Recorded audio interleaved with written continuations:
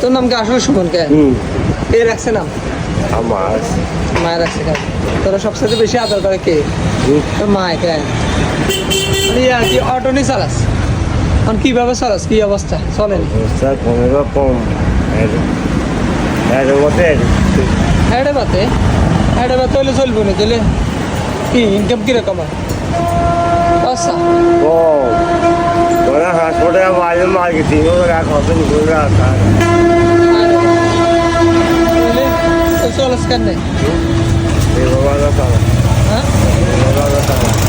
আল্লাহ চালা দেয় জমা কত 300 টাকা 300 টাকা জমা গাড়ি কার মালিকের কেন ওই জিনিস ওই জিনিস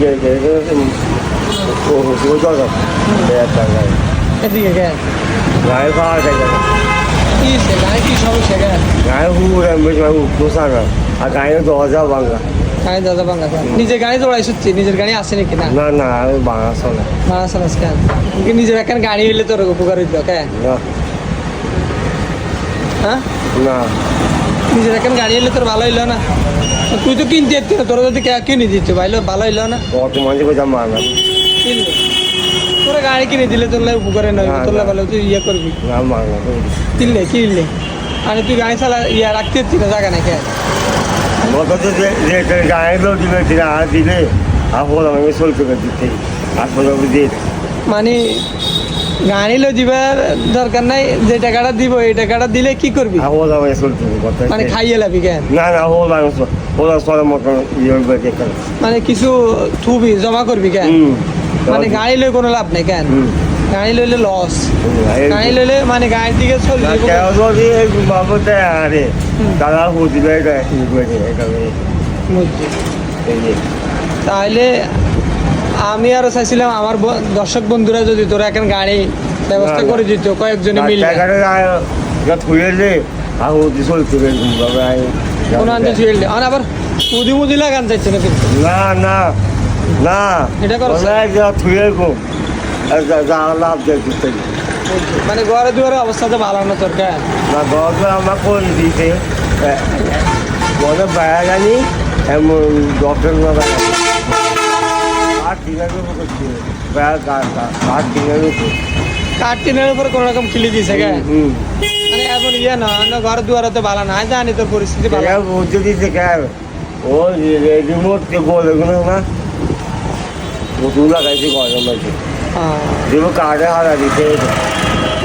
আচ্ছা তো সুমন ইয়ে আছে না তোর ফোন নাম্বার আছে নি মোবাইল চালাতে আসছে কেন মোবাইল নাই কেন এই জামানার মধ্যে মোবাইল চালায় না কিন্তু ইনকাম করে কিন্তু ইয়া এই কারগো মানুষে একটু ইয়ে করে আর কারগো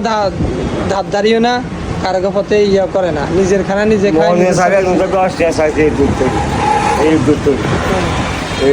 সবাই ওর জন্য দোয়া করবেন আর ওরে একটু সাহায্য সহযোগিতা যদি করতে পারেন